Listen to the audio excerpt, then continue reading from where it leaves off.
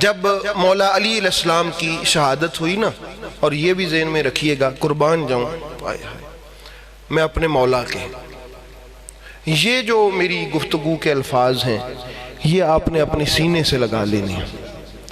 مولا علی علیہ السلام دیکھیں کیسا عظیم آدمی ہے یار۔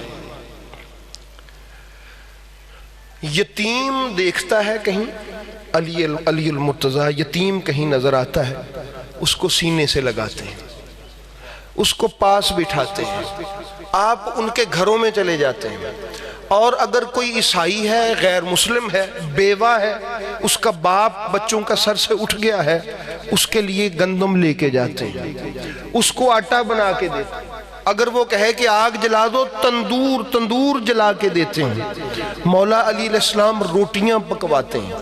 اگر ان غیر مسلم، وہ جو غیر مسلم یتیم ہے، اگر وہ ڈیمانڈ کریں کہ ہم نے جھولے لینے ہیں تو ان کی سواری بن جاتے ہیں، مولا علی علیہ السلام ان کی سواری بن جاتے ہیں۔ مولا علی علیہ السلام ان سے پیار کرتے ہیں، ان کو بازار میں ساتھ لے آتے ہیں۔ کیوں؟ کہا میرا دل کرتا ہے یہ یتیم بھی مسکرائیں، یہ یتیم دوسرے بچوں کی طرح مسکرائیں۔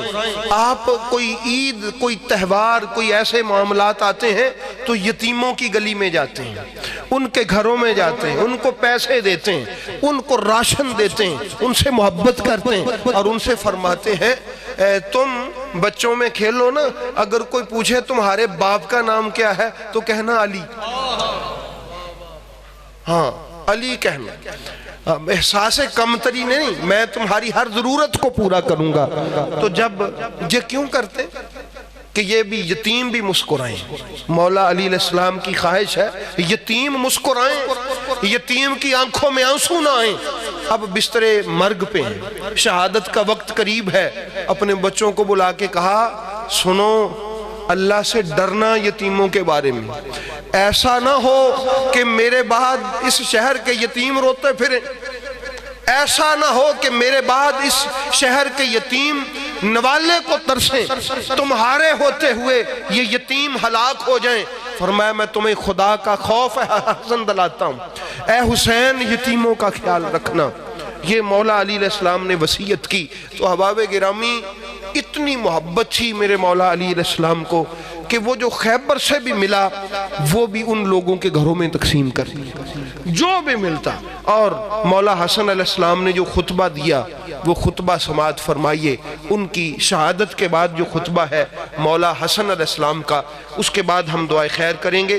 یہ خطبہ علامہ ابن حبان کی صحیح میں ہے، امام احمد بن حنبل کی مسند میں ہے، امام نسائی کی السنن الکبریٰ میں ہے، اور بھی بہت ساری ہماری اہل سنت کی کتب میں ہے۔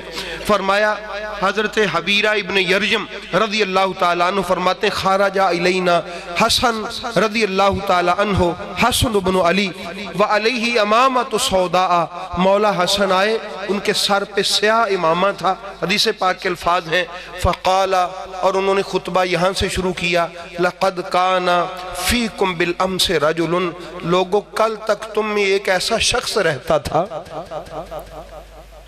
کل تک تم میں ایک ایسا شخص رہتا تھا۔ توجہ سے سنیے، یہ مولا حسن علیہ السلام کا عقیدہ ہے، کل تک تم میں ایک ایسا شخص رہتا تھا ما سبقہ الاولون، کہ وہ جو پہلے لوگ تھے نا وہ بھی اس کے مرتبے تک نہیں پہنچ سکے، وما یدرکہ الآخرون، اور قیامت تک آنے والا کوئی بھی اس کا مرتبہ نہیں پا سکتا۔ نہ پہلوں میں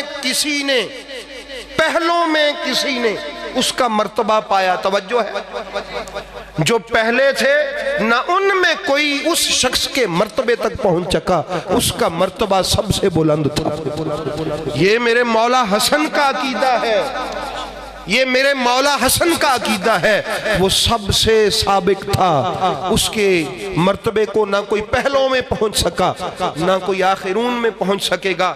فرمایا وَأَنَّ رسول اللہ صلی اللہ علیہ وآلہ وسلم، یہ وہ تھا جس کے بارے میں میرے نبی پاک نے فرمایا تھا لَأُعْتِيَنَّ الرَّأْيَةَ غَدًا رَجُلًا يُحِبُّ اللَّهَ وَرَسُولَهُ وَيُحِبُّهُ اللَّهُ وَرَسُولُهُ، کہ جو جس کو جھنڈا کل میں جس مرد کو دوں گا وہ اللہ رسول سے محبت کرتا ہے، اللہ رسول اس سے محبت کرتے ہیں۔ اور کل جو چلا گیا یہ وہ تھا فَقَاتَلَ جِبْرِيلُ عَنْ يَمِينِهِ، جب وہ میدان جنگ میں نکلتا تھا تو جبریل اس کے دائیں ہاتھ کھڑا ہو کے اس کے ساتھ جنگ کرتا تھا۔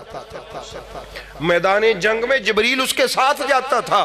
وَمِيكَائِيلُ، فرمایا اور وہ جو میکائیل تھا ان یسارہ، وہ اس کے بائیں ہاتھ چلا کرتا تھا، اور اس کی شان یہ تھی کہ جب وہ مقتل میں نکلتا تھا اس کے دائیں جبریل چلتا تھا، بائیں میکائیل چلتا تھا۔ فرمایا یہ وہ تھا جو کل تم سے چلا گیا ہے۔ لوگوں تمہیں نہیں پتا، جبریل و میکائیل اس کے اس کے بازوؤں کے ساتھ چلا کرتے تھے، تو وہ ایک طرف جبریل ایک طرف میکائیل تھا، اور وہ جو کل چلا گیا نا وہ میدان میں تلوار چلایا کرتا تھا، جبریل و میکائیل اس کے ساتھ ساتھ چلا کرتے تھے۔ اس لیے احباب گرامی غزوہ احد میں حضرت جبریل علیہ السلام نے کہا تھا یا رسول اللہ یہ جان ساری مولا علی کی، جب اکیلے مولا علی تھے، یہ جان ساری، نبی پاک نے آگے سے کہا انہو منی وانا منہو، یہ جس کی تو جان ساری دیکھ رہا نا یہ مجھ سے ہے، میں اس سے ہوں۔ ہاتھ جوڑ کے کہا وانا منکما یا رسول اللہ، یا رسول اللہ میں آپ دونوں میں سے، یہ جبریل نے کہا یا رسول اللہ میں آپ سے اور علی سے ہوں۔ یہ الفاظ ہیں جناب جبریل امین علیہ السلام کے۔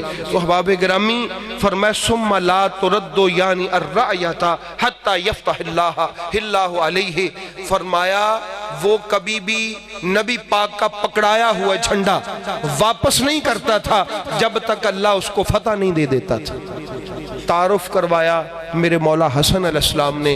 اس لیے احباب گرامی یاد رکھیے گا، حضور مولا علی علیہ السلام کو یاد کرنا، مولا علی علیہ السلام سے محبت کرنا، مولا علی علیہ السلام کا ذکر کرنا، مولا علی علیہ السلام کا تذکرہ کرنا، ان سے محبت کا اظہار کرنا، یہ کبھی بھی گھاٹے کا سودا نہیں۔ مشکل ہے، یہ مشکل اس لیے ہے کہ اللہ یہ دولت ہر ایرے غیرے کو دینا ہی نہیں چاہتا۔